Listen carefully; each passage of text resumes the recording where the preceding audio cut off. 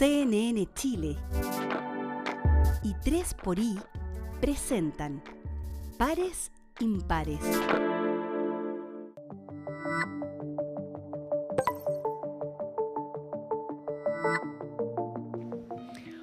Hola, ¿cómo están? Bienvenidos, bienvenidas una vez más a Pares Impares, pero ahora en su versión de revisión de la temporada que acabamos de cerrar.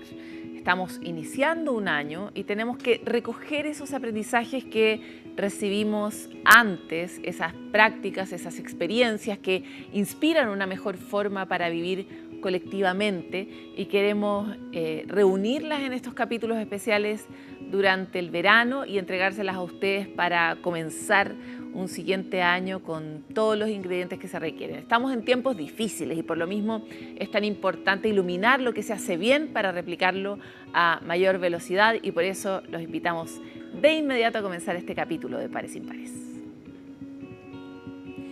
El Patio Don Bosco en la Florida es una iniciativa de la Fundación Don Bosco Chile que busca ofrecer un espacio seguro, educativo y recreativo para niños, niñas y jóvenes que viven en zonas vulnerables. ¿Cómo se puede entregar un entorno seguro de recreación que permita aportar a la protección de la infancia y el tejido social en estos contextos? Miranda Aspe nos cuenta más en la siguiente nota.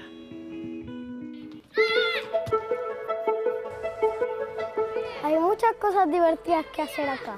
Me ha ayudado a bajar mi ansiedad, mis problemas de ira. Y los talleres, he participado en todos los que he podido, en verdad. Siempre juego y nunca me aburro aquí. Todos los niños, independientemente de dónde nazcan, de dónde son, merecen la misma oportunidad. Una de las premisas con las que nace Patio Don Bosco Punitaqui, un proyecto social que, ubicado en la población Nuevo Amanecer de la Florida, busca acompañar a niños y niñas en riesgo social de vulneración o exclusión. Don Bosco funda para sacar justamente a los chicos de la calle, no tuvieran los riesgos de la calle, crea espacios seguros donde los niños tengan la oportunidad de aprendan a desenvolverse. Y este patio nace como una necesidad que en la población para dar respuesta, ¿cierto?, a lo que vivían. Les da una forma de sociabilizar distinta que en la calle. Es un lugar de encuentro, es un lugar de formación. Esa es la labor del patio, en el fondo sacarlos de los riesgos de la calle. Según la encuesta CACEN 2022, 43% de los hogares con niños, niñas y adolescentes en Chile han vivido o presenciado balaceras en su entorno residencial. Preocupación que han tenido los vecinos de la Florida y que gracias a su trabajo y el de la Fundación abrieron este espacio seguro hace 27 años. El patio ayuda a que no te involucres con más allá. Es un espacio que yo sé que es seguro, yo sé que, no sé, aquí de repente hay balacera o cosas así. Yo sé que las chiquillas lo primero que hacen es pensar en todos los niños.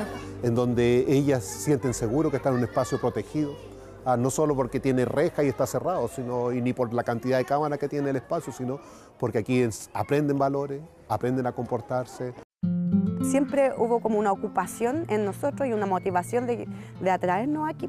Es que aquí veníamos a puro jugar, a tomar once, que siempre dieron once y a talleres. Historia que, tal como Belén, la comparten más de 120 niños que asisten regularmente al patio luego de la escuela.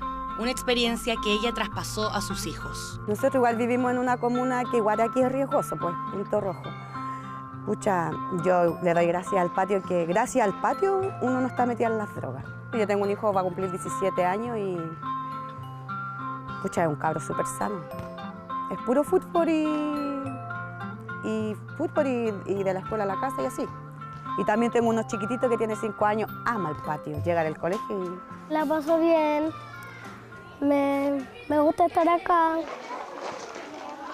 Hay que echarle agua, si no se desflorece. Les permiten redesarrollar los vínculos, ¿no? Desarrollar otro tipo de relaciones con adultos, otro tipo de relaciones con pares. Un espacio que puede apoyar a los papás, ¿no es cierto?, que no tienen todo el tiempo del mundo, ¿no es cierto?, o que no tienen todos los recursos para poder ofrecer a sus hijos como un espacio como completamente seguro. Talleres de guitarra, batería, pintura, DJ, fútbol, handball, comunidades y reforzamiento en las principales asignaturas son algunas de las opciones que tienen los niños y niñas para elegir. Como guitarra, no, o sea, sé tocarla, pero mi guitarra... Antes no estudiaba, no me gustaba el colegio y me cambiaron y me enfoqué, me enfocaba en la pura pelota, así, no me enfocaba en los demás, a mí no me interesaba, así como se puede decirse, subir y bajar la nota, no me importaba repetir y todo eso. Ahora me importa más los estudios, que el fútbol le aprecia tener más a los estudios que a otras cosas. Pasé de un 3.7 a un 6.5. No encerrarme, no salir a hacer otras cosas, crecer como persona, por así decirlo. Es como una enseñanza de cómo convivir con la gente. Para uno desde chiquito, grande, a aprender a convivir con la persona. Disminuir los factores de riesgo y proteger la infancia reafirma su derecho a estudiar, crecer en paz y en entornos más seguros. Un estudio realizado por Bernard Allen Smith mostró que niños en alto riesgo psicosocial que contaban con una figura estable y efectiva tenían 70% más probabilidades de completar su educación secundaria. Es una herramienta de transformación social porque abarcamos distintos ámbitos de la vida de los niños. Entregarles este espacio seguro a los chiquillos es, yo creo que el principal impacto para ellos, porque en la calle hay muchos riesgos. Salváis niños, no sé, de 10 niños que vienen, que 4 o 5 vayan a la universidad, ¿cachai? Que piensen en un futuro para ellos, estáis salvando niños, porque ya no son los 10. Cumple un rol de prevención, dándole una oportunidad a los niños a formarse de otra manera. Y el mundo privado se ha dado cuenta hace mucho tiempo de que no puede estar ajeno a lo que sucede a su alrededor. Si el país tiene mejor calidad de vida para las personas que viven en él, si los niños están mejor educados, están muy dispuestos a colaborar cuando hay proyectos claros. Niños que han crecido más protegidos, más acompañados, con una posibilidad de explorar una diversa rango de actividades, ¿no es cierto?, que han tenido la posibilidad de practicar resolución de conflictos, etcétera, van a ser niños que van a estar mejor habilitados para ejercer la ciudadanía y construir y participar en sociedad. Que pueden rendir, que pueden tener la mirada mucho más amplia y no cerrada solamente aquí en la población, porque hay algunos que viven aquí en esta población y que nunca salen de la población. Entonces el mundo es mucho más amplio y a la medida que uno le abre los ojos, ellos también se pueden desarrollar, pueden darse cuenta que pueden dar mucho más. Acompañar y proteger la infancia modifica trayectorias de vida. Por eso es que desde 2021 la Fundación trabaja en el proyecto Nuevo Patio Don Bosco para Bajos de Mena y así continuar con la labor para que más niños puedan jugar y crecer seguros. El hábitat es central para el desarrollo de cualquier especie viva sobre la Tierra, tanto a escala personal como a escala colectiva. En tierra las manadas, en cielo las bandadas de aves, en el océano los cardúmenes de peces, requieren de esos entornos y un equilibrio con él para poder estar bien. Y los seres humanos no somos la excepción. ¿Cuál es el impacto del medio ambiente en la experiencia que tenemos de nuestra vida en sociedad? Lo queremos ver en la siguiente animación. Imagina un río que fluye libre, caudaloso, cristalino, nutriendo de vida de todo lo que se encuentra en su camino. Campos, bosques, animales, comunidades enteras. Cuando ese río está sano, las personas que viven cerca crecen en armonía, forjando un vínculo con otros y con la naturaleza. Pero cuando se contamina o se seca, también eso pasa con la vida social y la salud mental. Distintos estudios señalan que un entorno sano y armónico tiene impacto directo en nuestra calidad de vida y que lo opuesto puede generar un efecto incluso sobre el envejecimiento. En diversos experimentos de crear microparques en lugares que antes fueron basurales, florece la belleza, la vida y las relaciones. Vivir cerca de áreas verdes como plazas, cerros o bosques nos ayudan a reducir el estrés, el enojo y nos invita a reunirnos con otros. La naturaleza es un puente para el encuentro. Por eso, cuidarla no solo es un acto de responsabilidad ambiental, sino también un camino para fortalecer los lazos sociales y construir comunidades más justas y unidas. Por eso, siembra ese árbol y planta esa semilla, porque en el cuidado de ese ser vivo crecerá la sociedad con que soñamos. Volvemos muy pronto en Pares Impares, no se muevan.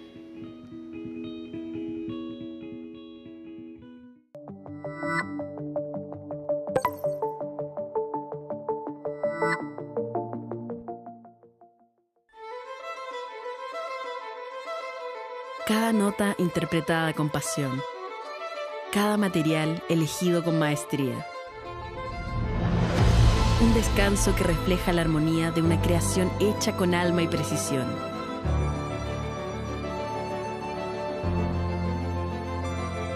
Atelier, el arte de lo esencial. Canon Home.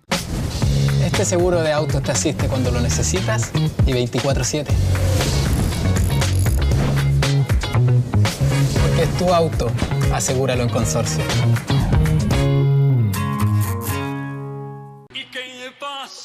Una voz legendaria, un artista asombroso. Rafael, el privilegio de tenerlo.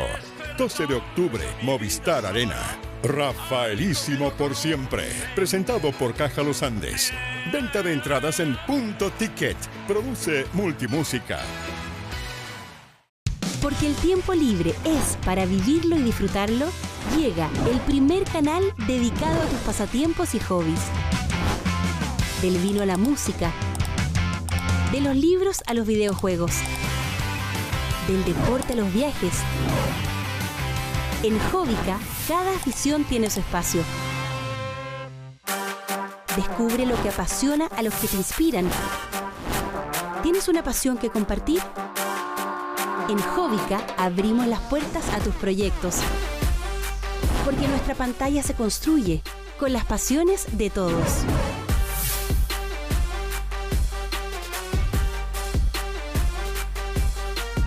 Pronto, Hobbica, nuestras pasiones en un solo lugar.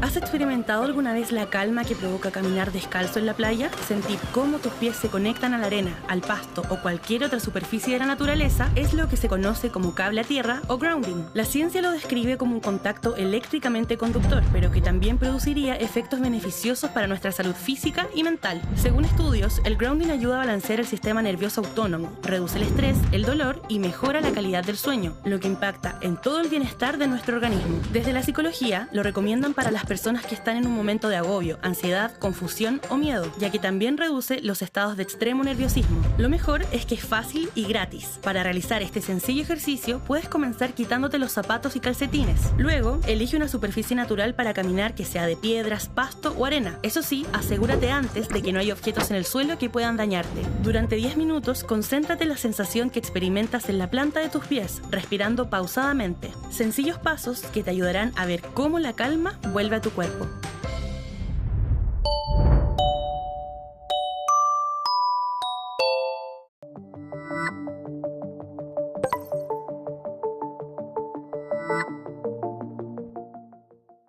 Seguimos en esta revisión de la temporada 2025 de Pares Impares y queremos destacar en particular esta conversación que pudimos tener con el rector de la Universidad Católica, todavía en estreno, ¿no? Ustedes saben, asumió el año 2025 con muchas reflexiones respecto del rol de la universidad, tanto en la construcción de un lugar estimulante que participa de la vida social, como uno donde nos encontramos y construimos una visión colectiva. Veamos esta conversación con Juan Carlos de la Llera.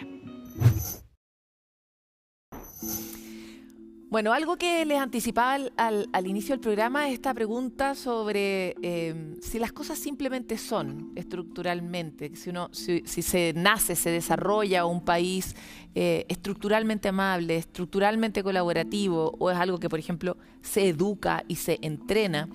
Y esta pregunta está muy a la base de todo nuestro sistema educativo, pero también del rol que puede cumplir ciertas instituciones, como por ejemplo son las universidades, en resolver, en destrabar, no solo de la mano del conocimiento, sino también actuando en la sociedad.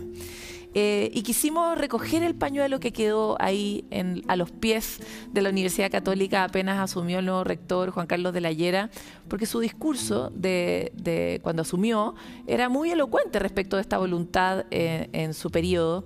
Y por eso queremos profundizar sobre algunas de esas ideas. Juan Carlos, ¿habré interpretado mal su discurso inicial? No, perfecto, está muy bien. Sí, ese es un gran tema. Tiene ganas, ¿no? Muchas ganas, sí.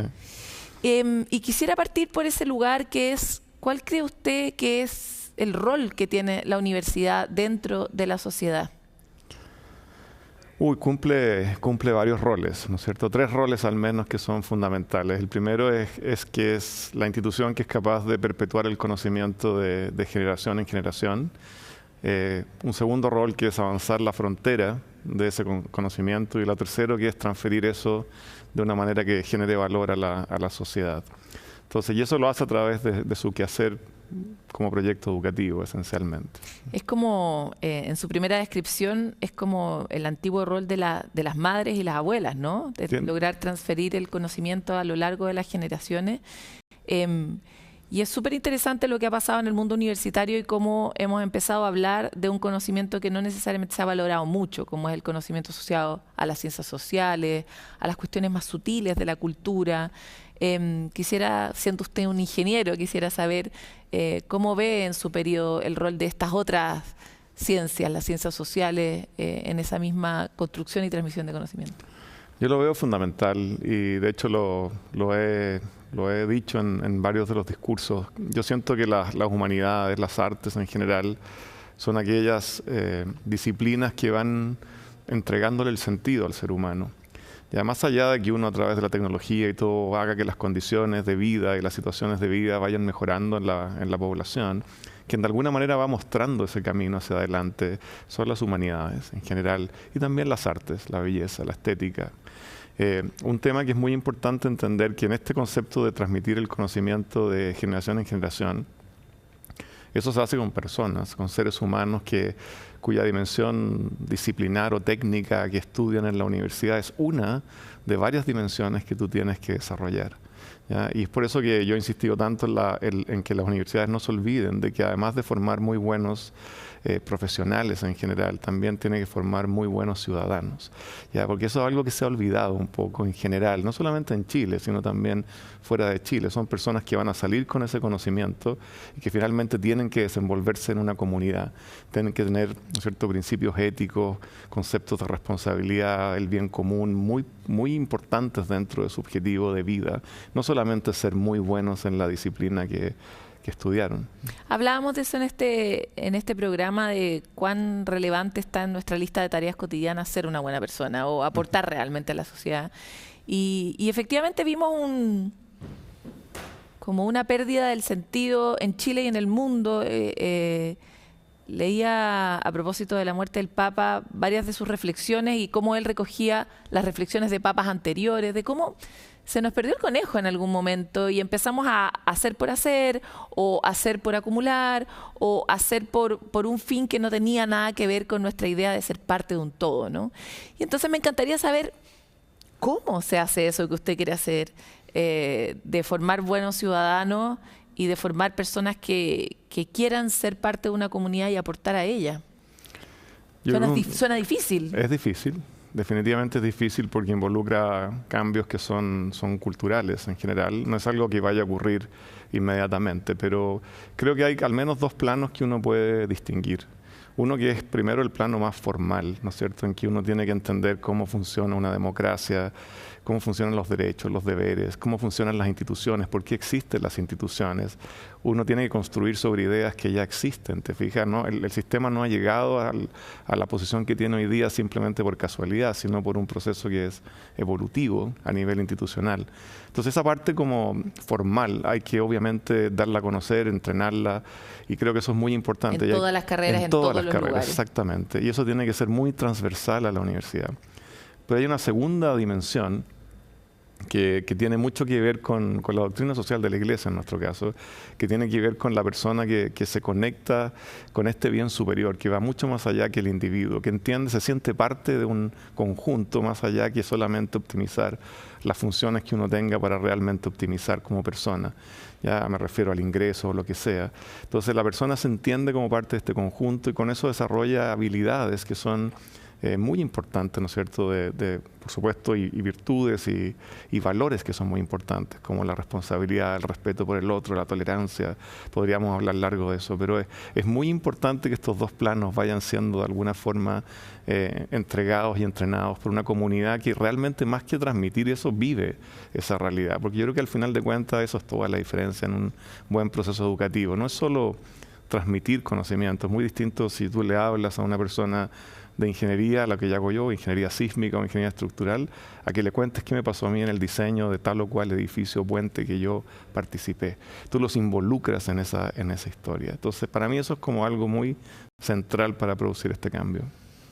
Ya que hablamos de su especialidad, si yo pudiera identificar un gran terremoto que estamos viviendo hoy día, es la llegada de la inteligencia artificial como la punta de lanza de una cuestión mucho más grande, que es una gran ola de transformaciones tecnológicas, de digitalización en la sociedad, que ha tenido grandes impactos para impulsarnos a ciertos lugares y ha tenido grandes impactos para alejarnos de ciertos lugares valóricos, de ciertas prácticas colectivas, de nuestra capacidad y nuestras habilidades para conectar. Las universidades lo han vivido muy cercanamente en crisis grandes de salud mental dentro de las universidades, en los colegios, bueno, lo vemos, ¿no?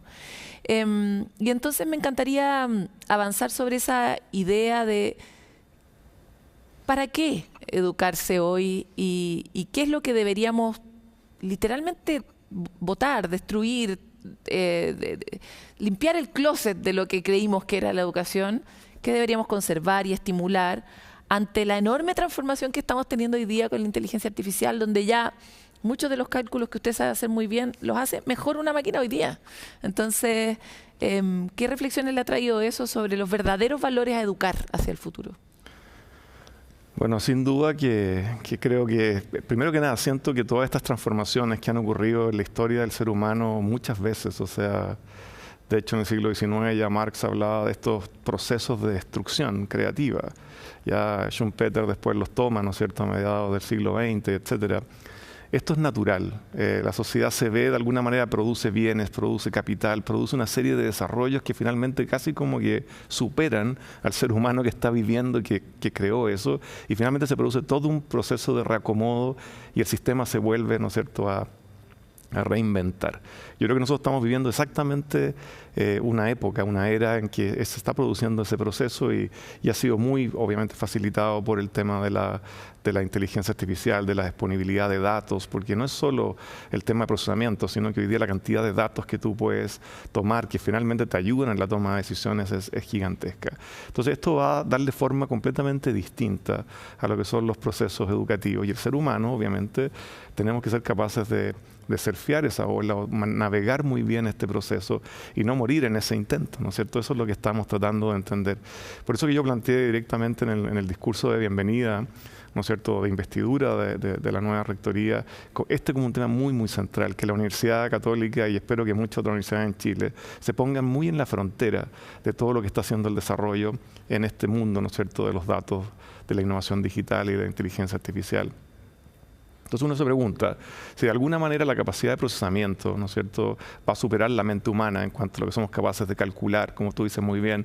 En vez de, por ejemplo, hacer un edificio, yo podría tener analizado millones de edificios en Chile, todos preanalizados, y cuando venga un edificio nuevo, decir cómo escojo ese diseño que ya existe, y en minutos te puedo decir, este es el diseño óptimo de ese edificio.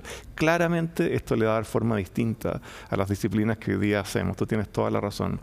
Lo que no deja de existir y que es fundamental son dos cosas. Creo que el pensamiento crítico es absolutamente fundamental, porque tú tienes que discernir entre lo que está bien, lo que está mal, qué opción es mejor o peor, etcétera. Ese pensamiento crítico hay que trabajarlo muchísimo.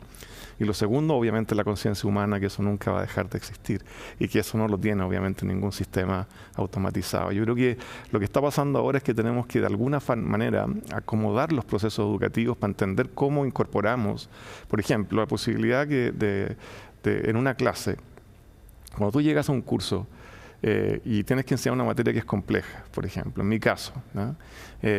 Tú tienes que apuntar más o menos al promedio del curso para que los que están más arriba, desde el punto de vista de la rapidez de entender una materia, no se aburran, y los que están más abajo no sientan que hay una distancia sideral entre lo que tienen que avanzar. Sin embargo, si tú usas correctamente medios como hoy día dispones de inteligencia artificial, podrías casi desarrollar una educación a la medida de la persona, a su ritmo de aprendizaje. Ese tipo de cosas son cosas que tenemos que incorporar dentro del proyecto educativo y estamos lejos todavía de eso. Claro, mi gran pregunta, porque parece que la carrera por adquirir conocimientos y habilidades, hablo de carrera con sentido y de ganar, es una habilidad que los humanos, es un hambre que tenemos que es muy fuerte y que es un gran motor. Pero mi impresión es que la inteligencia artificial ha dejado un campo para reflexionar como nunca antes sobre el pensamiento ético, el sentido que tiene nuestra existencia, el valor que tiene la comunidad y por lo tanto el impacto de lo que yo estoy haciendo y me encantaría saber cuáles de esas habilidades siente usted que hoy día tal vez faltan y necesitamos meter en el proyecto educativo de todas las universidades o de todos los colegios para que tengamos ciudadanos que efectivamente tengan eso más a la mano, porque teniendo más herramientas para tomar decisiones mucho más rápido a esta velocidad a la que vamos, la posibilidad de equivocarse es así de grande también. Claro. Y de alguna manera todas las tareas más rutinarias, más complejas, son desplazadas, ¿no es cierto?, para ser trabajadas por estas herramientas. Y el ser humano, tal como decía Harari en su libro, ¿no es cierto?, Homo Deus, como que empezaría a tener tiempo para ser feliz.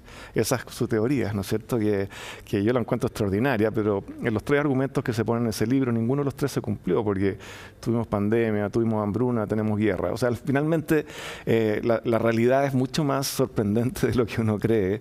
Sin embargo, es cierto que todas estas tecnologías van a ir desplazando las tareas mucho más rutinarias y dejándole al ser humano tiempo para reflexionar sobre las preguntas que le dan sentido a la existencia, a la vida.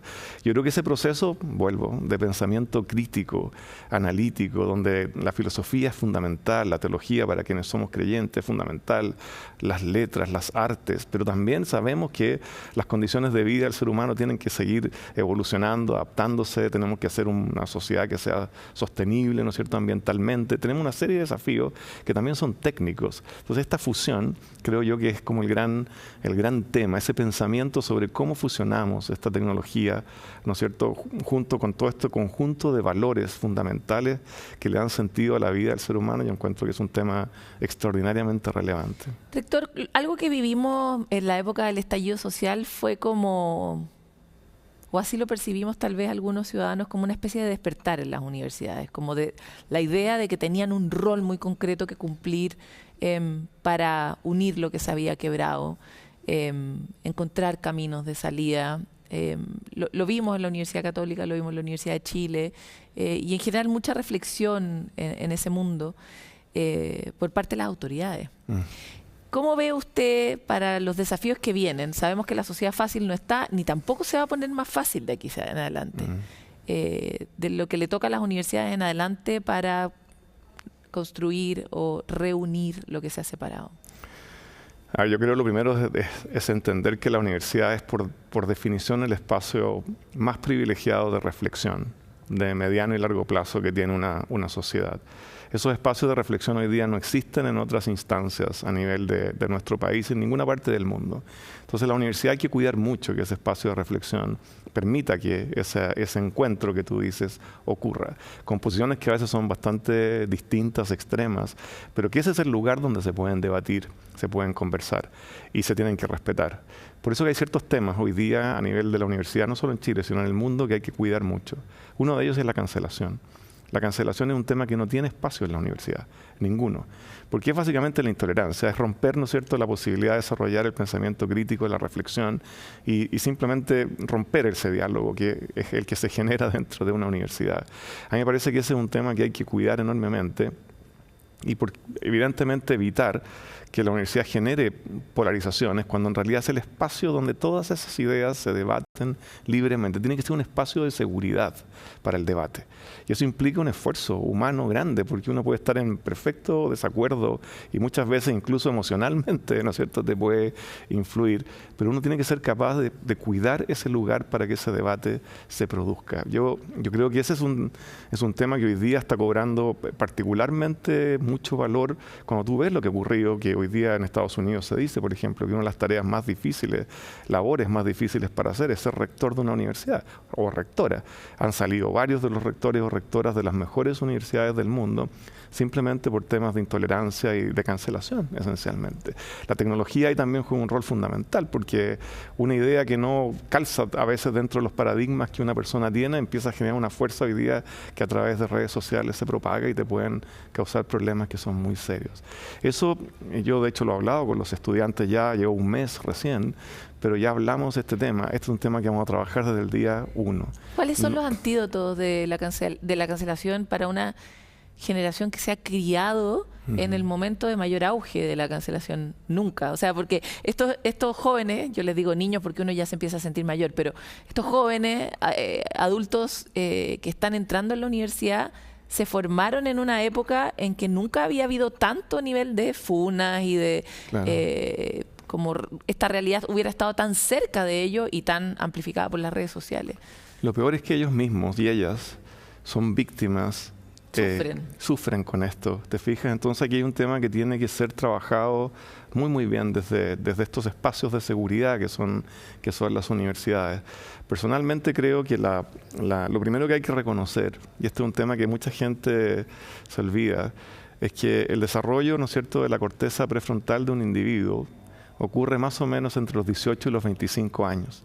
Por lo tanto, la universidad no puede decir simplemente recibo estudiantes que ya vienen de una u otra manera. Eso no es verdad. Detalle a pie de página, la corteza prefrontal es el lugar donde se desarrollan todas las mayores virtudes humanas, los pensamientos generosos, los que son capaces de que nos pospongamos en función de un bien común mucho más grande.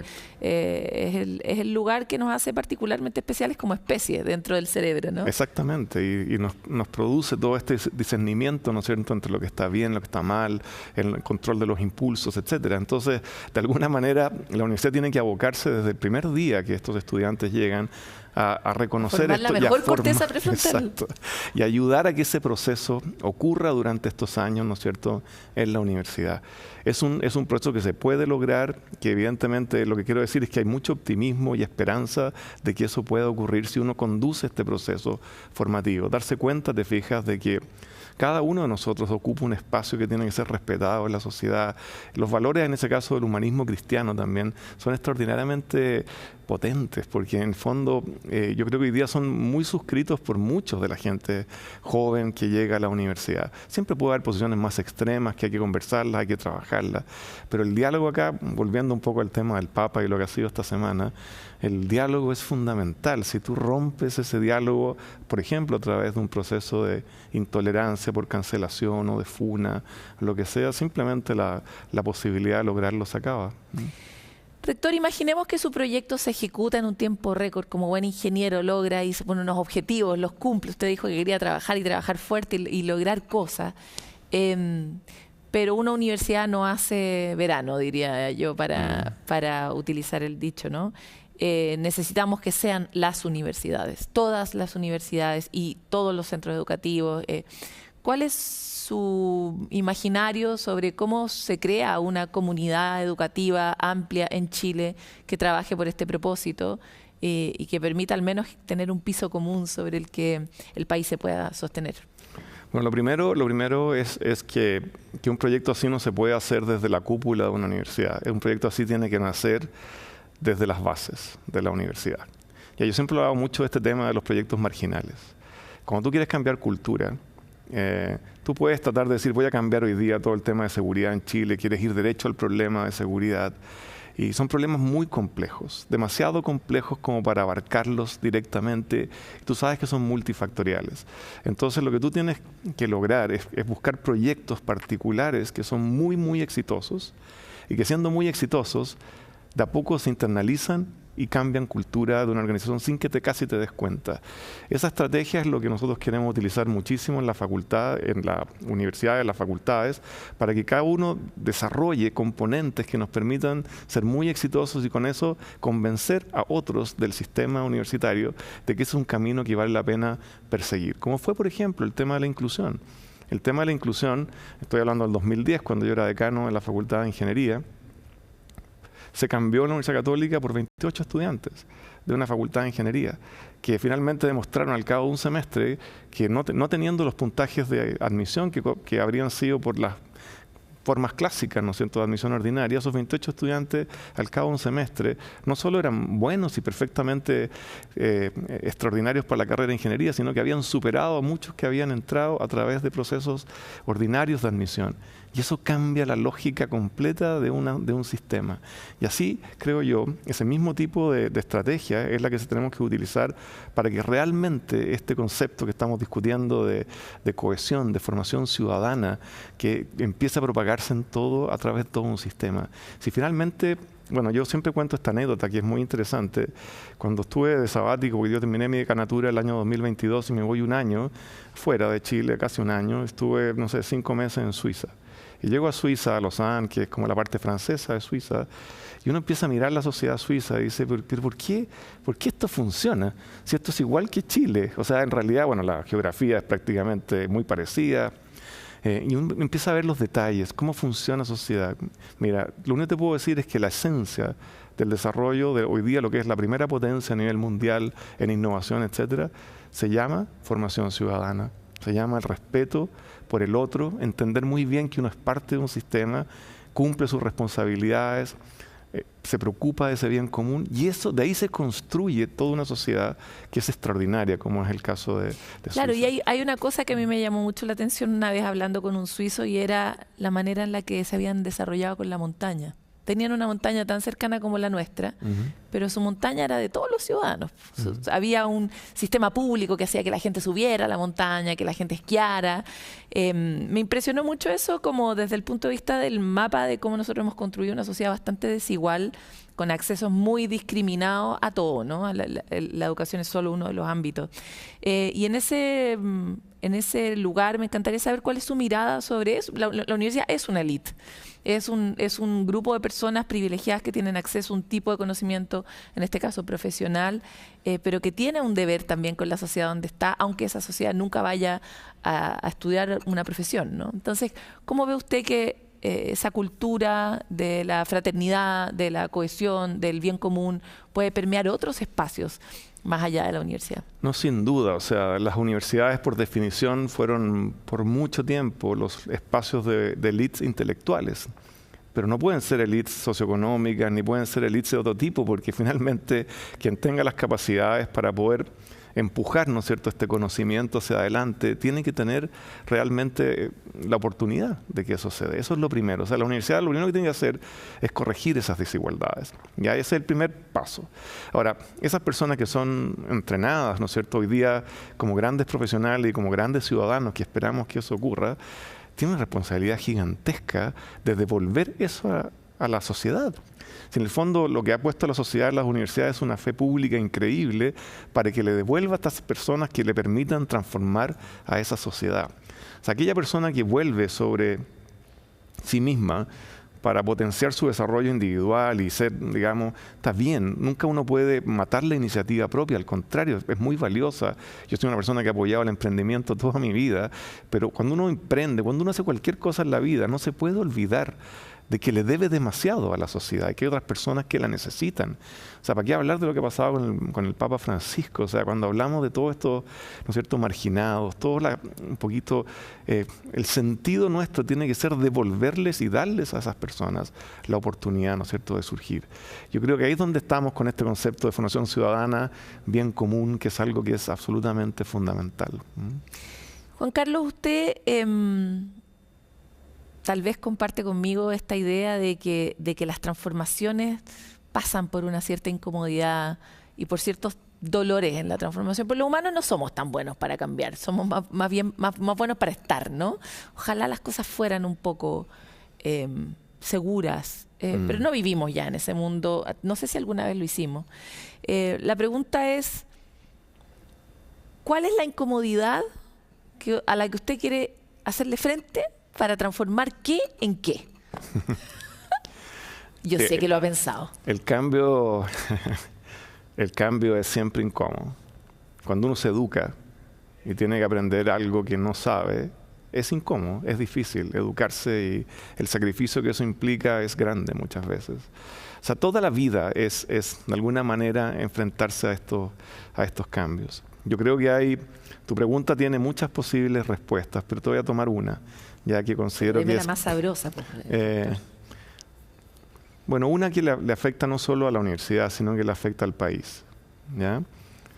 El gran problema de los sistemas hoy día, y se pierde mucha fuerza en esto, es que son, de alguna manera, compartimentos estancos en las organizaciones. Estos son los ministerios en un gobierno, estos son las facultades en una universidad, estos son las mismas unidades dentro de la dirección superior de la universidad, estos son los departamentos dentro de una facultad. Elige tú el sistema que tú quieras y naturalmente el ser humano le cuesta muchísimo integrar. Es mucho más fácil lograr espacios donde tú realmente te desarrollas en tu disciplina, nadie te molesta, no quiero que yo esto lo hago toda mi vida y profundizo. Resulta que esa discusión ya no es posible, porque la realidad es muchísimo más compleja y la realidad requiere que las aproximaciones sean completamente interdisciplinarias.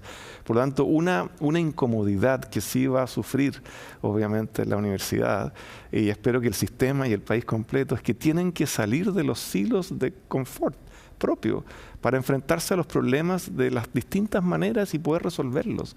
¿Te fijas? Si no hacemos eso, la posibilidad de resolver estas problemáticas que cruzan a la sociedad es nula. O sea, eso sí sabemos, para ese lado no va la solución.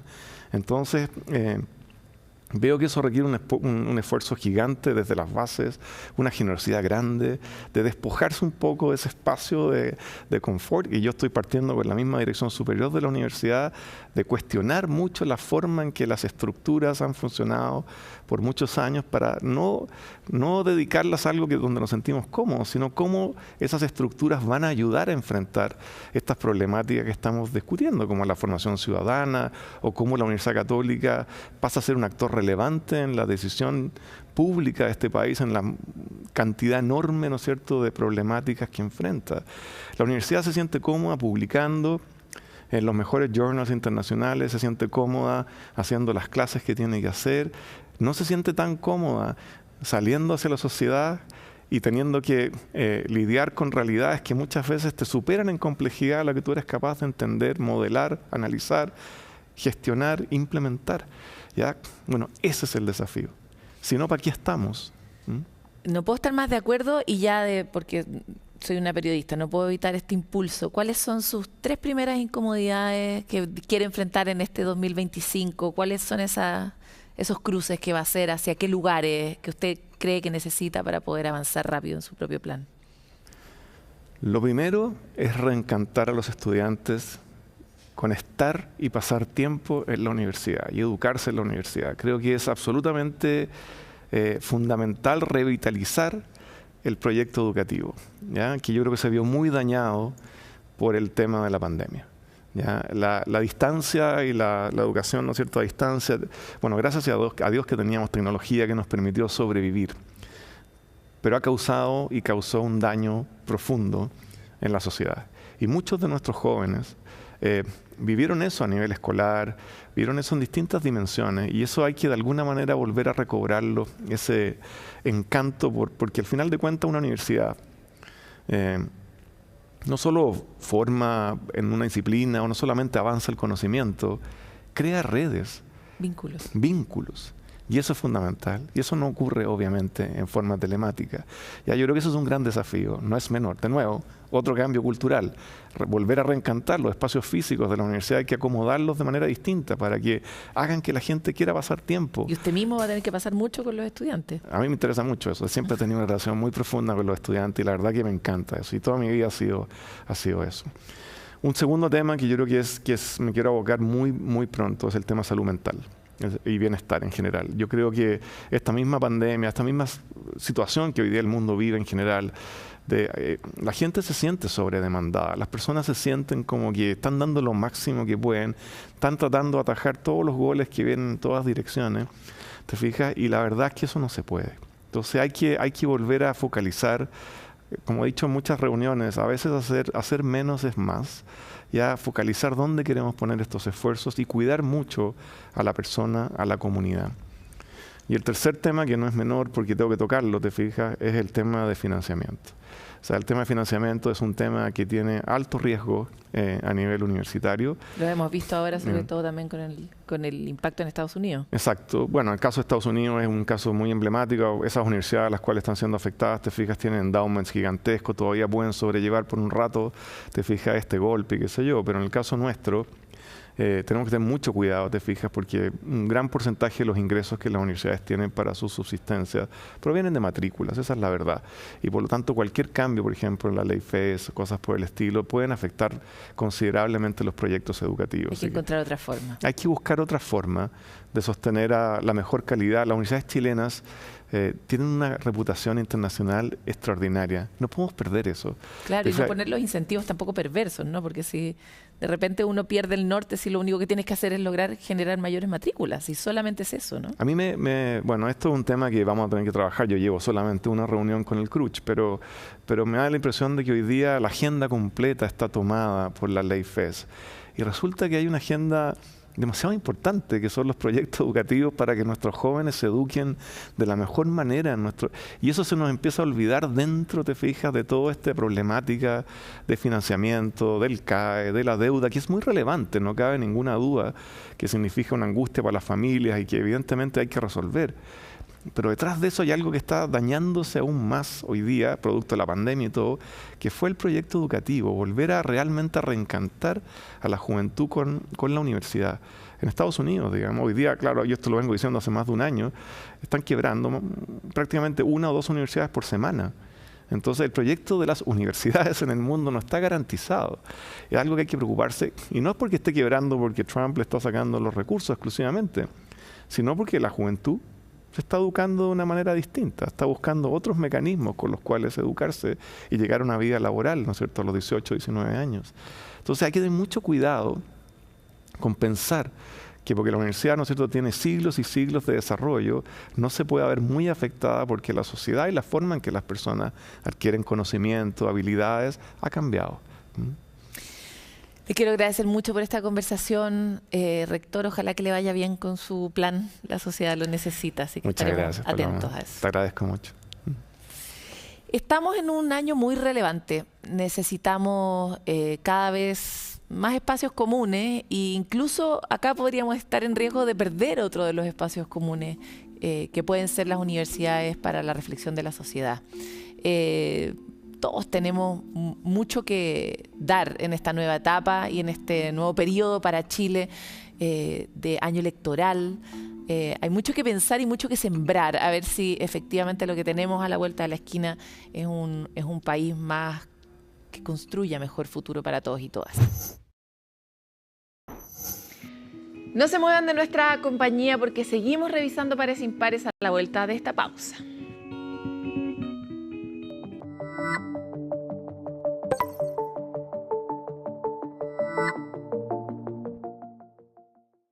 Sin agua no hay vida, no hay agricultura, no hay minería ni desarrollo posible.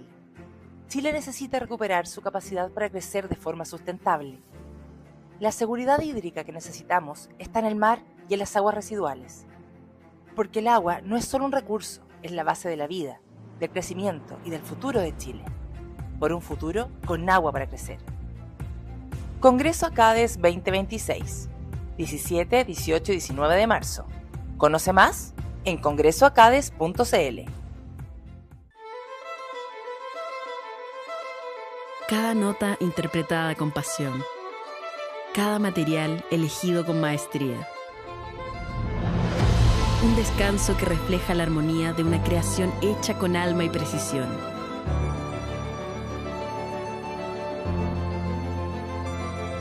Atelier, el arte de lo esencial. Canon Home. El mundo está cada vez más complejo y nuestra salud está en riesgo. La mala alimentación, el sedentarismo y la vida moderna nos ha golpeado fuerte. This is CNN.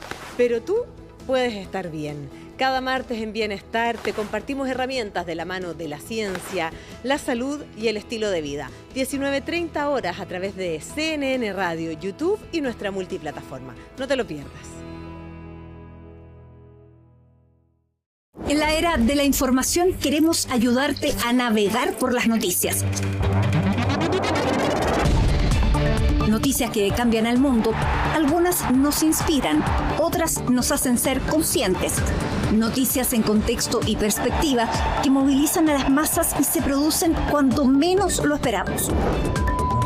En un mundo con múltiples fuentes de información, te ayudamos a conocer lo más relevante del día en Chile y también en el mundo. Te invito a descubrir lo que hoy es noticia. Hoy es noticia con Matilde Burgos. De lunes a viernes desde las 17:30 horas. CNN Chile. Siempre. En tiempos de cambio, incertidumbre, desinformación. El tema de la emergencia climática es un tema que está completamente ligado a la justicia social. No tengo idea de si la especie humana como la conocemos hoy sobrevivirá o no sobrevivirá. Transformaciones. Si de verdad podemos hacer cálculos en cuántica, es una locura. La IA va a apoyar a las personas con conocimientos y capacidades de toma de decisiones que ningún ser humano tiene hoy en día. Oportunidades y desafíos. La ciencia es protagonista. Lo nuevo al mercado. Conociendo historias, hallazgos, nuevas formas de mirar y de pensar. Si tú no tienes un experto en cómo miras los procesos dentro de una empresa con inteligencia artificial, ya partiste mal. Nos hemos vuelto expertos en desarrollar nuevas herramientas, en cruzar fronteras también. En Futuro 360, solo por CNN Chile.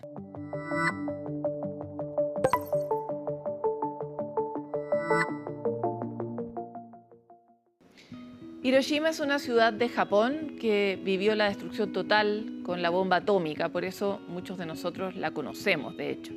Y por supuesto ha tenido que reconstruirse, pero también intentar sanar las heridas de la guerra y el trauma de la bomba atómica. Nos hicimos la pregunta de cómo han vivido ese proceso y nos encontramos con esta sorpresa de que la paz ha sido un camino para poder reconstruirse. ¿Cómo? Les contamos en el informe de Camila Sumastre. Hace poco, un avión americano lanzó una bomba sobre Hiroshima y destruyó su utilidad para el enemigo. Esa bomba tenía más potencia que 20.000 toneladas de TNT.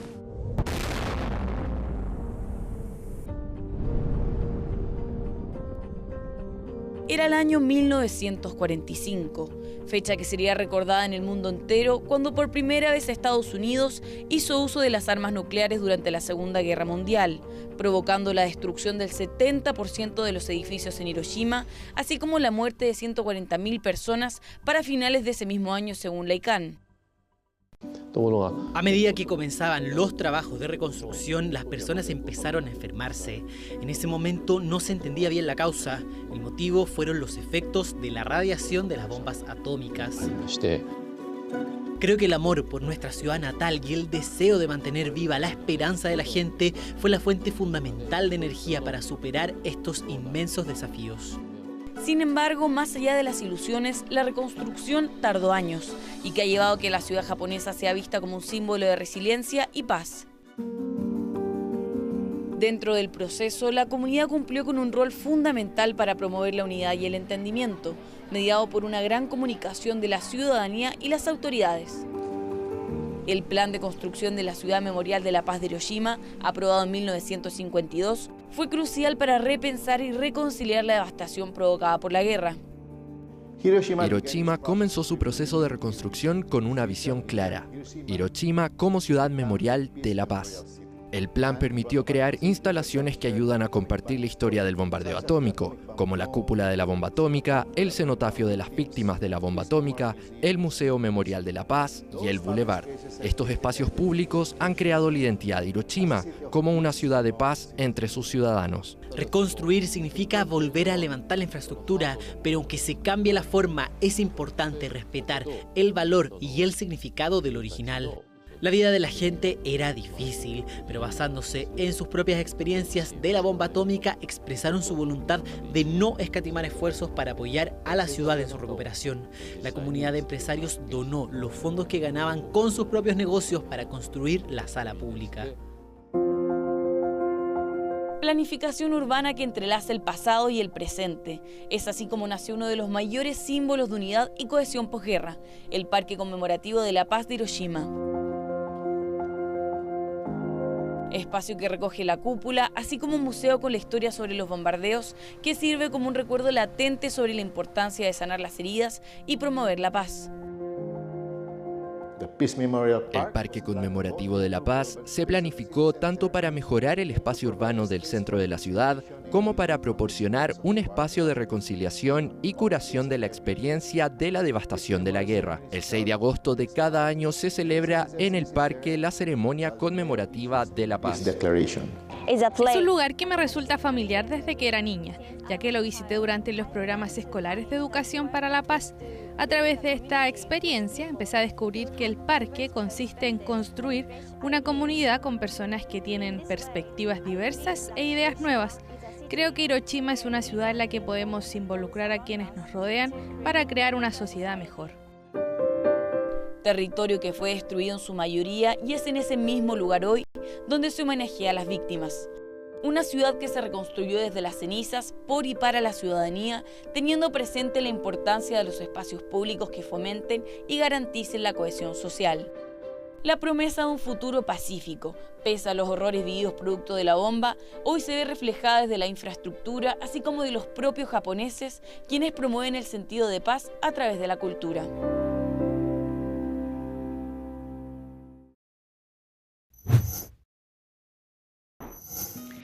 Hasta aquí llega este capítulo de recuento de pares impares y los queremos dejar invitados a revisar el resto de la temporada en los capítulos que vienen mientras estamos empollando y preparando para ustedes todas las sorpresas en este año 2026. Tenemos gigantes desafíos colectivos para poder aumentar y crecer, hacer crecer esta cultura del encuentro que nos convoca a muchos, que nos inspira para pensar en el bienestar propio y en el bienestar colectivo, en lo que dejamos, en lo que heredamos a todas las futuras generaciones y que necesitamos sembrar hoy. Nos vemos pronto.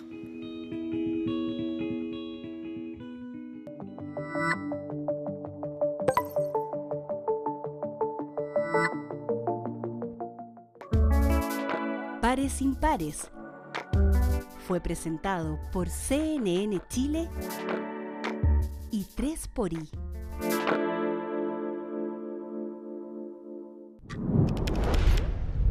En CNN Chile te recomendamos los mejores libros para leer este verano. Entre ellos, por supuesto que De todas las flores, de la gran cantante mexicana Natalia Lafourcade. Un verdadero diario musical que aborda el proceso creativo de su 9º álbum de estudio titulado justamente De todas las flores. Un disco que lanzó el artista en 2022, producido por Adán Jodorowsky y que se inspiró en la naturaleza, especialmente en el jardín de su casa en Veracruz. Es un viaje a un jardín interno con canciones inéditas donde se le canta, como ella lo ha dicho, a la vida, a la muerte, al amor y al desamor. También se le canta a la tierra, a la naturaleza, a lo que no podemos ver, a lo místico. Justamente en este texto encontramos fotografías del proceso del disco, reflexiones, composiciones de puño y letra, correcciones, apuntes, arte puro. Además está la opción de escanear un código QR para sumarse a una experiencia inmersiva narrada por la mismísima Natalia Lafourcade. El libro, editado por Penguin Random House, lo encuentras disponibles en las principales librerías de nuestro país. Conozca más recomendaciones en cnnchile.com y en todas nuestras plataformas.